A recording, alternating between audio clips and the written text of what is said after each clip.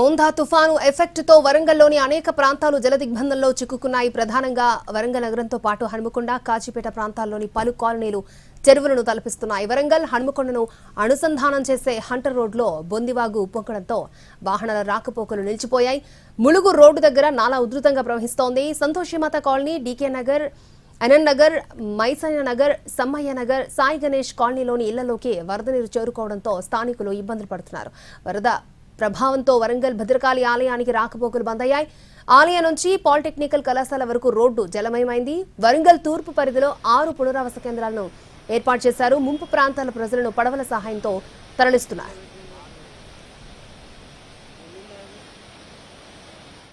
హనుమకొండ పరిధిలోని వడ్డేపల్లి చెరువు నుంచి భారీగా వరద నీరు కాలనీలోకి వచ్చి చేరుతోంది. Jawahar colony, Gopalpur, 100 feet road జలమయమయ్యాయి. కాజీపేట నుంచి హనుమకొండ మార్గంలోని సోమిడి, గోపాల్పూర్ చెరువులు నిండిపోవడంతో కట్టలు తెగిపోయాయి.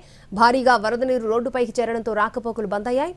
వివేక్ నగర్, అమరావతి నగర్, ప్రగతి నగర్ కాలనీలు జలమయమయ్యాయి. పలు కాలనీలో కార్లు, బైక్లు జల ప్రవాహంలో కొట్టుకుపోయాయి.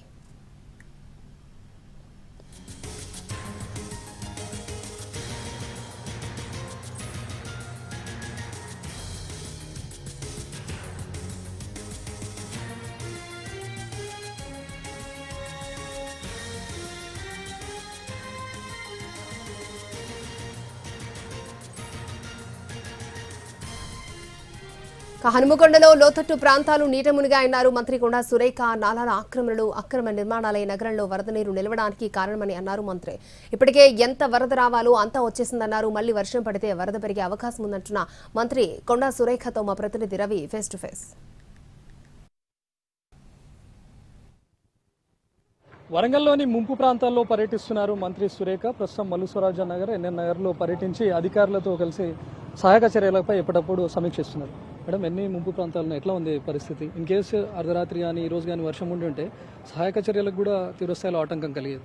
నిన్న సాయంత్రం నుండి కూడా కలెక్టర్ గారు వారు కంటిన్యూగా మానిటర్ చేస్తూనే ఉన్నారు.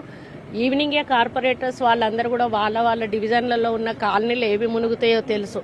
వాళ్ళందరూ కూడా నిన్న సాయంత్రమే వాళ్ళని బయటికి రమ్మంటే ఎవరు కూడా మాకేం కాదు, మేము రాము అని చెప్పేసి మొండికేసి అసలు రావడానికి ఇష్టపడలేదు. దానివల్ల ఏమైందంటే ఈరోజు వాటర్ మొత్తం వచ్చేసి వాళ్ళు మొత్తం చుట్టూ నిండిపోయి వాళ్ళు బంగ్లాల పైకి ఎక్కి కూర్చోవడం జరిగింది.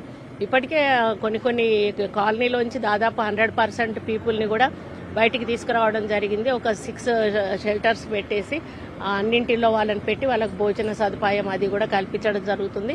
ఇప్పుడు కూడా ఎన్డీఆర్ఎఫ్ బృందం వెళ్తా ఉన్నారు. వాళ్ళకు ఫుడ్ ఫెసిలిటీ ఇస్తూ వాళ్ళను కూడా బయటకు తీసుకురావడానికి, కొంతమంది పేషెంట్స్ ఉన్నారు, కొంతమంది ఓల్డ్ ఏజ్ వాళ్ళు ఉన్నారు, అట్లాంటి వాళ్ళని తీసుకురావడం కొంత ఇబ్బంది అవుతుంది. అయినా కూడా వాళ్ళు చాలా రిస్క్ చేసి తీసుకొస్తున్నారు.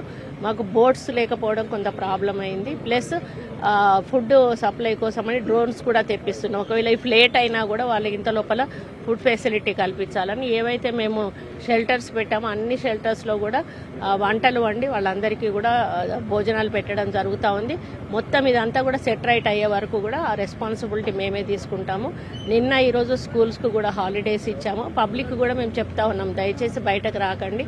మళ్ళీ ఈరోజు కూడా మేబీ ఉన్నది అని చెప్పేసి మనకు వాతావరణ శాఖ వాళ్ళు చెప్తున్నారు. కాబట్టి ఇంట్లో ఉంటేనే సేఫ్, కాబట్టి ఇంట్లోనే ఉండమని చెప్పడం జరుగుతుంది. మేడం, ప్రస్తుతం ఏ ప్రాంతాల్లో పర్యటించారు? ఎట్లా ఉంది సిచ్యువేషన్? లేకపోతే ఎక్కడైనా ఇంకా ఎగువ నుంచి వరద నీరు వచ్చే అవకాశం ఉందా? లేకపోతే స్టేబుల్గా ఉన్నటువంటి ప్రాంతాలు, ఇప్పుడు మీరు మల్లుస్వరాజ్యం నగర్ చూశారు, ప్రస్తుతం ఎన్ఎన్ నగర్ కానీ ఇదంతా స్టేబుల్గా కనిపిస్తుంది. అంతా వచ్చేసిందండి. మళ్ళీ వర్షం పడితే గానీ మళ్ళీ వచ్చే ఛాన్సెస్ ఉంటాయి. అందుకనే ముందే వీళ్ళని షిఫ్ట్ చేస్తా ఉన్నాం.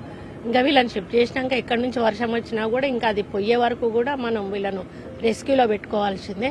కాబట్టి మళ్ళీ వర్షం రాకుండా ఉంటే మేము సేఫ్ జోన్లో ఉంటాం. మేడం, 2 ఏళ్ల క్రితం వచ్చిన వరదల్లో చూసాం, ఆల్మోస్ట్ వరంగల్లో చాలా ప్రాంతాలు జలదిగ్బంధంలో ఉండిపోయి కొన్ని రోజుల పాటు ఉన్నాయి.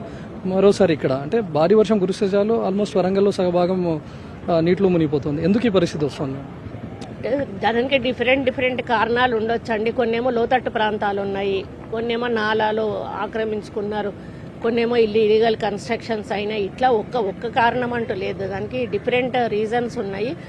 దాని మీద అంటే మేము రిపోర్ట్ కంపల్సరీ తెప్పించుకోవాల్సిన అవసరం ఉన్నది. టోటల్ రిపోర్ట్ ఏంటి అనేది ఇది అయిపోయినాక ఆఫీసర్స్ తోటి అలర్ట్ చేసి అసలు ఎందుకు ఇట్లా జరుగుతుంది అనేది ఒక టోటల్ డిపిఆర్ తెప్పించుకుని ముఖ్యమంత్రి గారు కూడా ఈరోజు ఎట్లాగా అదే ఆదేశిస్తారనుకుంటా. దాని ద్వారా రాబోయే రోజులలో ఇటువంటి సంఘటనలు జరగకుండా ఏ విధంగా మనము ముందే చర్యలు తీసుకోవచ్చు అనే దాని మీద ఒక అవగాహనకు రావడం జరిగింది. మేడం, ఎన్ని పునరావాస కేంద్రాలు ఏర్పాటు చేశారు? అక్కడ ఎలాంటి ఏర్పాట్లు ఉన్నాయి? వరంగల్కి 9 ఆల్మోస్ట్ ఎంతమంది? 600 మంది పై వరకు ఉన్నారు. ఇంకా అంతమంది వరకు కూడా వచ్చే అవకాశం ఉంది.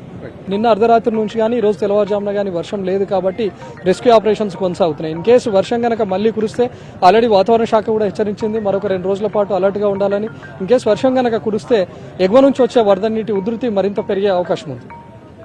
కెమెరామ్యాన్ ఎల్విఎస్ ప్రసాద్తో రవికుమార్, ఎన్టీవీ, వరంగల్ నుంచి.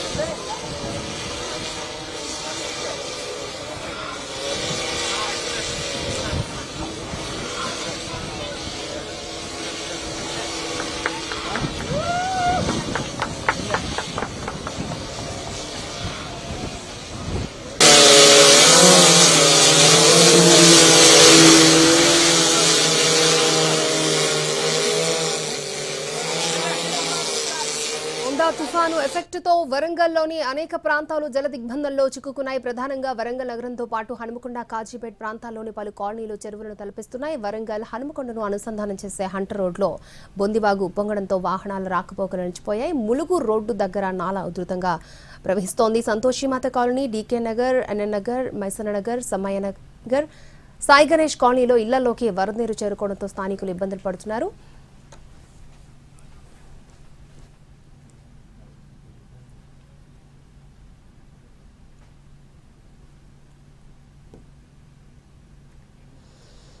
రైట్, తుఫాను ఎఫెక్ట్ తో వరంగల్లోని అనేక ప్రాంతాలు జల దిగ్బంధంలో చిక్కుకున్నాయి. కిందకి వచ్చే పరిస్థితి